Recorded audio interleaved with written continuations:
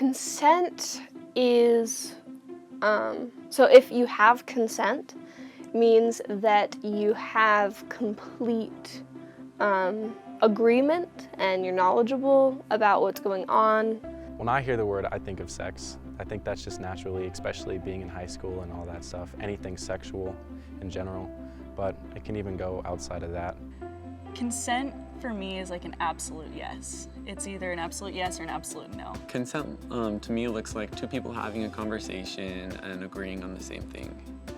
I don't think I've ever had a conversation with any adults in my life actually about what consent is. No one ever sat down with me and talked to me about consent. My entire opinion of it was completely shaped by what I've seen on the internet.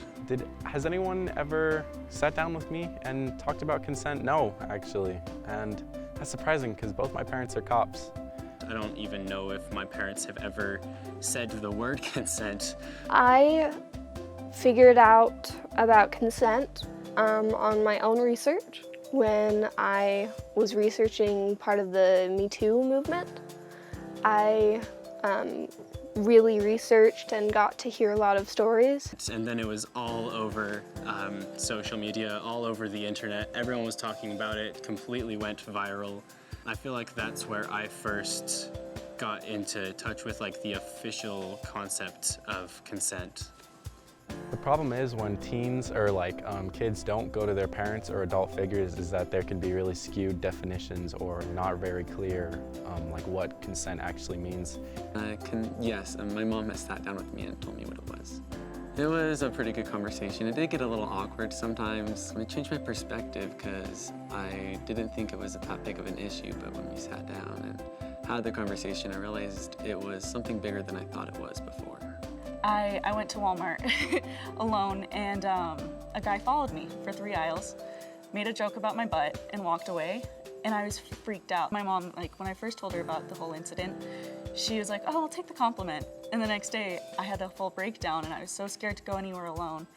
And I kind of told her, I was like, no, this is how I felt. I didn't feel complimented. I felt scared. I felt alone. I didn't want to be in a compromising situation like that. I was in a situation where I was on a date and I felt a lot of pressure to give consent to something that I didn't want to. And it ended up where I was in a very dark situation.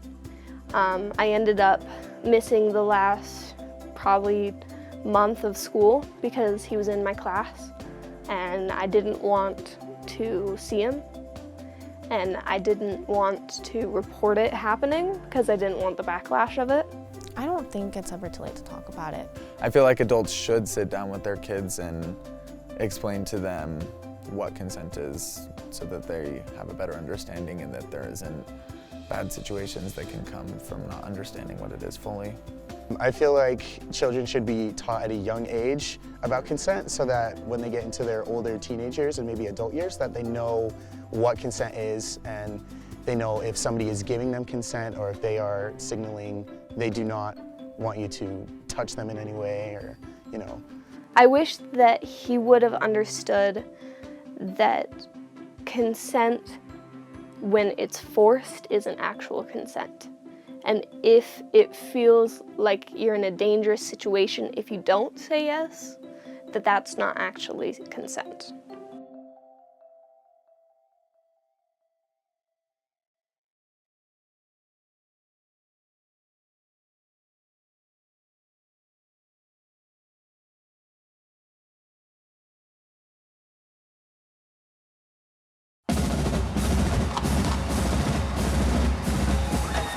On a Friday game day, we try to get there as early as we can so we can get near the front of the student section. The cheerleaders get us really hyped up, so it's really fun. It's always so fun. I was near the end of the bleachers, and one of my friends came up to me, and we've been friends since I've moved into this school. He said he was hungry and wanted to go get food. I was like, yeah, right, I'm not missing this game. I want to be back to see the football players after the game. we'll just go get food and we'll come right back. Like, whatever you want, I'm buying. I'm like, well, I'm broke, so you can take me to go get food. That sounds great. I told one of my friends that I was leaving, and I told him who I was leaving with.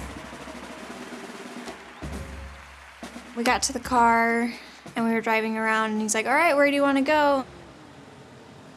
We pulled in to a fast food place just through the drive-thru. So he gets the food out of the window and says, okay, you don't get this until you make out with me. I thought he was just kidding. I didn't really respond. Didn't want to give him any reaction to it. I was like, just give me my food. I said that, just give me my food. He started driving through some back roads, and I told him I wanted to go back to the high school. He started talking more about how we should date, we should make out in high school because we've been meant to do it, so why not do it tonight while we're alone? I kept saying I wanted to go back to the high school. About a month and a half before this happened, I went to a class called The Meaning of Consent with my dad. Let me share a specific example from my daughter. It talked about what you need to say to get your point across, and I think it was just in my subconscious that that's what I needed to do. The boy was showing her affection without her consent. This was alarming to her and alarming to me. I finally persuaded him to head back towards the school, and we went to a four-way stop, and I assumed we were just going to the high school, but he ended up turning the other way into this neighborhood that I'm not familiar with. He went and parked behind an elementary school in the middle of this neighborhood. That's when I started to get sick, a bit scared. I had no idea what was going on. I had no idea what to say or what to do. Where is this? Where are we right now? Why aren't we back at the high school?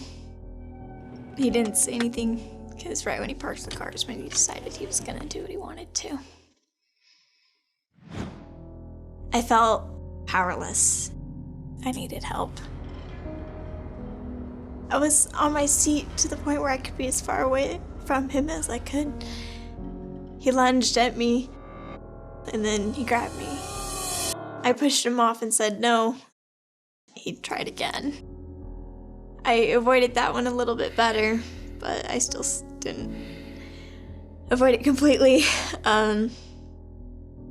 It's weird how fast your mind works in those kinds of situations. I stated my boundaries, and I specifically said no, just because of that class. And she had the voice to say no. She understood consent. I pulled out my phone and told him that my sister was texting me, but I was actually texting one of the friends that I was at the football game with. My friend, instead of coming to get me, just decided he would get the number of the guy I was with, and he called him and told him, you need to take Paige home now. That's when it kind of clicked in this guy's head.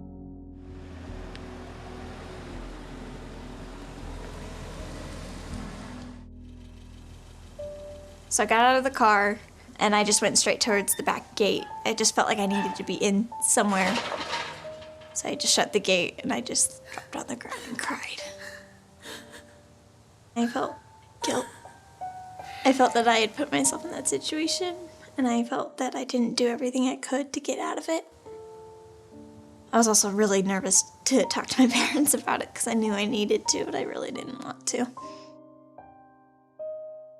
We weren't home when she came home, and she called. Emily said, we need to go. Paige has been assaulted. And so we raced home not knowing what we would find when we got home. Just the unknown. It was that fear of the unknown. When I saw her, I gave her a hug and just wanted to try to let her know it would be okay. I was glad to see she was physically, I should say, unharmed, like she wasn't, hadn't been beat up or, any of that sort, but she was visibly shaken and literally shaking. You can be threatened. And it's about right here. And then your child can be threatened, and it's a whole new level. she did everything right. And I could tell immediately that she felt that she had done things wrong and that she was to blame. And I wanted her to know instantly that that wasn't the case and that she did great things and it was going to be okay. Yeah, I'm not sure why I decided that night that I was going to go over there and talk to his parents. He's a teenager now and he's making smaller choices, but I don't know what he's going to grow up to be. It was important for me to help him. I'm hoping that his parents will have at least been able to chat with him and have those uncomfortable chats with him about the choices he's making and how he treats others, and women in particular. It's been eye-opening because things just aren't stories you hear anymore. It's real. My name is Paige, and this is my story. I'm using my voice to empower myself and to empower others my age.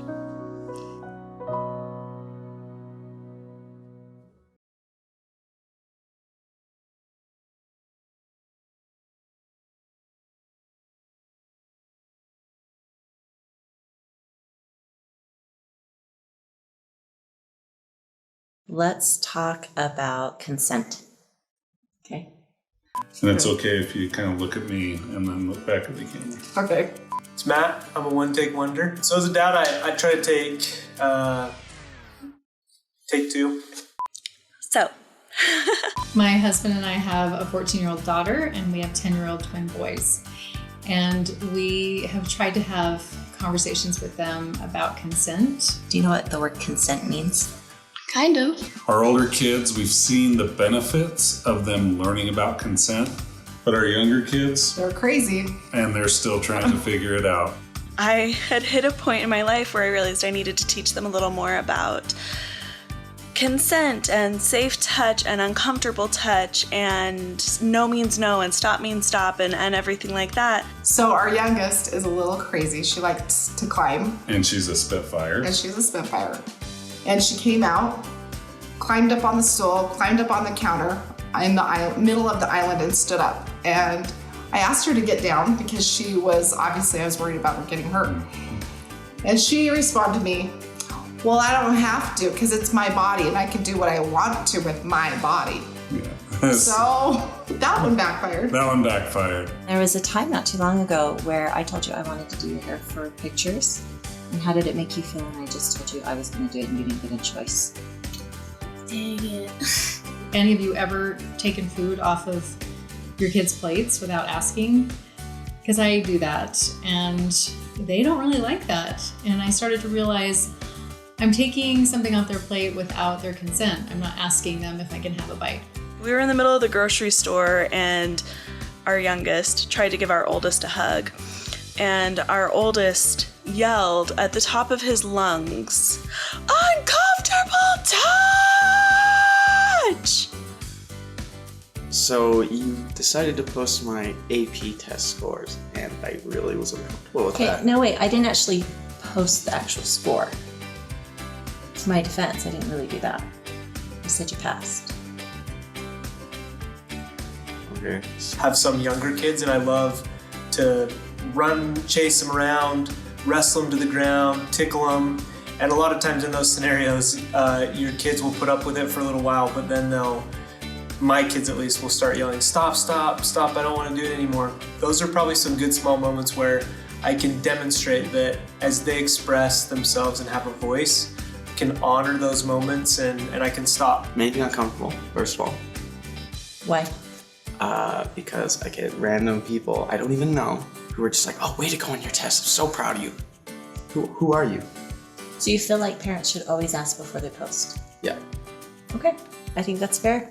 I think that helps communicate to them that they have a voice and that carries on into other areas of their lives and helps them as they start to deal with bigger issues and bigger relationship situations. Teaching consent's super important, super awesome, and pays off in the long run, but when they're little, it's probably going to backfire sometimes.